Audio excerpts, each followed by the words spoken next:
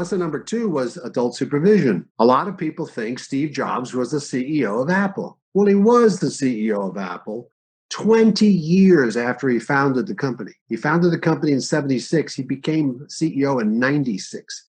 And between there and then, he had adult supervision every step of the way. Even Steve Jobs knew that you can't build a company all by yourself. And there's a very good chance, especially if you're on the technical side, as I was, you didn't have the experience base to know how to run a company. So we recruited Bill Krause to join our company when we had 12 people. By the way, when we finally kicked Bill upstairs to be chairman and not CEO anymore, the company had 12,000 employees. So you can reasonably conclude that he succeeded as our adult supervision.